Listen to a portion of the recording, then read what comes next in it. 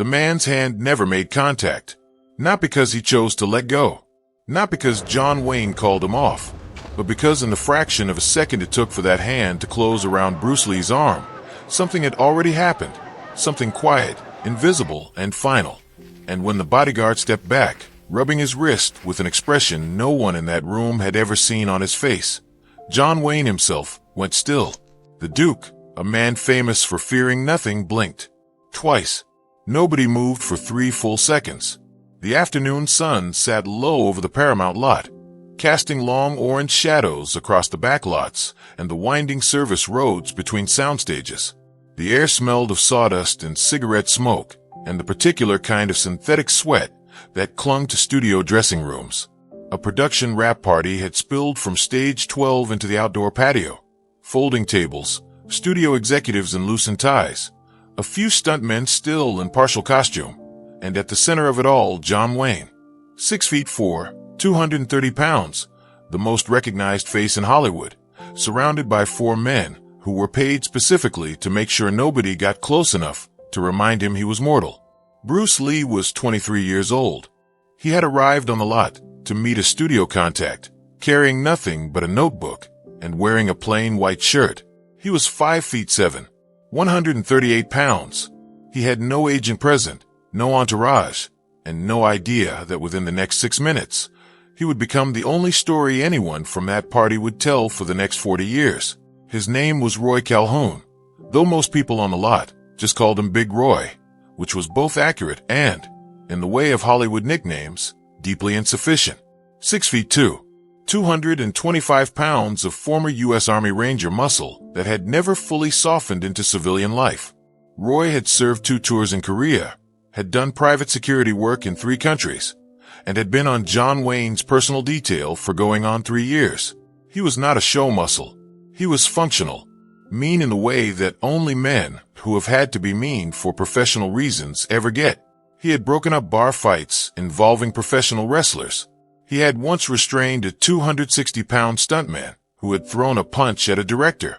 His grip strength was, by any practical measure, his most reliable professional tool. A wrist caught in Roy Calhoun's hand did not typically require a second warning. He was not a martial artist. He did not need to be. He was a wall, and walls, in his experience, did not require philosophy. Bruce Lee did not look like a weapon. This was, in the long run, one of his greatest advantages. The studio contact who had arranged the meeting, a producer named Gerald Fitch, had described Bruce to a colleague that morning as a polite young Chinese fellow who teaches some kind of karate. This was not malicious. It was simply what Bruce Lee looked like to people who had not yet seen Bruce Lee move. He was lean to the point where the word slight came to mind. His forearms were visible beneath his rolled sleeves, corded, defined, but nothing that triggered alarm. He walked with the deliberate economy of a man who had been taught, at a cellular level, never to waste motion. To the untrained eye, this read as casual, as easy. Roy Calhoun, standing 12 feet away, looked at him the way a freight train looks at a bicycle parked on the tracks. It started, as these things often do, with a misunderstanding about proximity. Bruce had crossed the patio toward Gerald Fitch, cutting through a loose crowd of extras and crew. The angle of his path, direct, unhurried, brought him within 8 feet of John Wayne's inner circle. Roy Calhoun moved immediately. This was his job. A stranger walking with purpose toward John Wayne was, by professional definition, a problem to be intercepted. Wrong direction, pal. Bruce stopped. He looked at Roy. Then he looked past Roy at Gerald Fitch, who was standing 20 feet away making apologetic hand gestures that Roy could not see from his angle. "I have a meeting with Mr. Fitch," Bruce said. His voice was calm, not submissive, not aggressive, informational. Roy did not move. "Turn around." A pause. Bruce looked at Roy with the expression of a man doing a quiet calculation. Then he said simply, "No." Roy reached out and closed his hand around Bruce Lee's left forearm.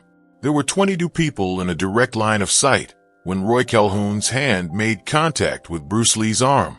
John Wayne himself was 7 feet away, mid-conversation with a cinematographer named Hal Morris. 3 other members of the security detail were positioned within 15 feet. Gerald Fitch had stopped moving the moment Roy stepped forward. A group of 5 stuntmen near the catering table had gone quiet, with the particular alertness of men who recognized the architecture of an impending altercation. 2 studio publicists, a script supervisor, a wardrobe assistant, and an uncredited actress whose name nobody would later remember had all, independently, turned to watch. Every single one of them, in later years, would describe what happened next slightly differently. But on one point they were unanimous. It was over before any of them understood it had begun. Roy's hand closed. Bruce was already moving. Not back. Not away. Offline. A subtle rotation of his body. Just enough, no more, that redirected Roy's grip angle by 12 degrees. It was not a dramatic movement. It was architectural. The kind of adjustment that requires not strength, but the precise understanding of where force wants to go. Roy's grip found nothing solid. He applied pressure anyway, muscle memory from 3 years of professional restraint. His forearm tightened, his shoulder engaged. Bruce let him. And then, without hurry, without telegraphing, without a single unnecessary motion, Bruce's right hand moved. 2 fingers, a specific angle. A point on the inside of Roy's wrist where the radius and the flexor tendons meet. A location that, under calibrated pressure, produces a sensation the nervous system is not equipped to override. Roy's hand opened. Involuntarily. Completely. The grip did not loosen. It simply ceased to exist. Roy blinked. His wrist pulled back. He looked at his own hand as if it had betrayed him. Because it had. Technically. Though only because someone had explained to it, in the language of anatomy and physics, that it had no choice in the matter. Bruce stepped back. 1 step. His hands returned to his sides. His expression had not changed. 8 seconds. Total. He turned to Roy and gave him a slight nod. Not a smirk. Not a bow of victory. A nod. The kind exchanged between 2 professionals who have just conducted a field demonstration neither of them planned for. I meant no disrespect, Bruce said. I only needed to get through. Roy stared at him for a moment. His wrist still felt strange, not painful exactly, but temporarily absent, like a word you know but temporarily cannot recall. He looked at Bruce the way men, who have spent their careers sizing up other men, sometimes look when the math stops adding up. He stepped aside, not because he was told to, not because John Wayne intervened, though the Duke had by this point turned fully around and was watching with an expression that nobody present had ever seen on his face before. Roy Calhoun stepped aside because, in 8 seconds, something had been demonstrated to him that his body understood even if his pride had not yet fully processed it. Some things you cannot argue with. Anatomy is one of them. John Wayne walked over. This was notable. John Wayne did not typically walk toward situations. Situations were managed so that they never reached him. He covered the distance in 4 strides, stopped in front of Bruce Lee, and looked at him for a long moment with the unhurried attention of a man who had been genuinely surprised exactly 3 times in his professional career and was carefully adding a 4th. What the hell was that, he said. Bruce Lee looked up at him, not down at the ground, not to the side, directly. Efficiency, Bruce said. A pause.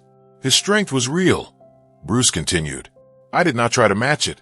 I only redirected it. The hand opens by itself once the wrist has no structural support. He paused. Power applied in the wrong direction is just effort. John Wayne was quiet for a moment. He had spent 30 years in a business built entirely on the performance of physical dominance. He understood, perhaps better than most, the difference between the display of strength and the possession of it. He looked over at Roy, who was still flexing his wrist experimentally. You all right?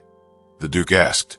Fine, Roy said, in the tone of a man who is fine and would prefer to discuss something else. John Wayne turned back to Bruce. How long have you been doing this?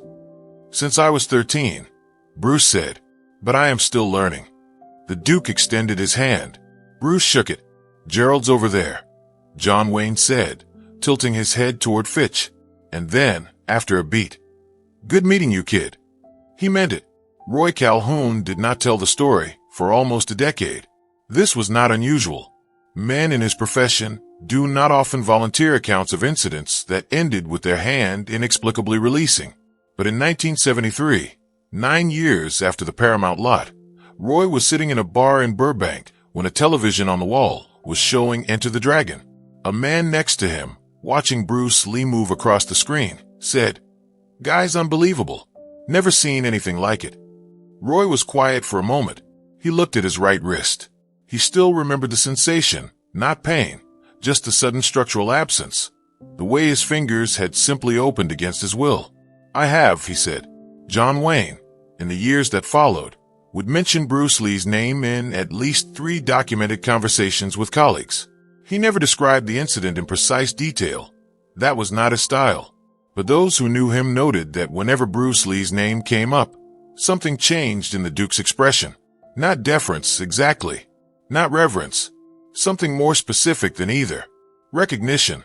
Bruce Lee's meeting with Gerald Fitch that day lasted 40 minutes and led to a screen test that changed the trajectory of his American career. He never mentioned the incident with Roy Calhoun in any recorded interview. He had, by then, moved on from it entirely, the way a river moves on from a stone it has already passed. But the 22 witnesses never forgot, because what they had seen was not a fight. It was not a performance.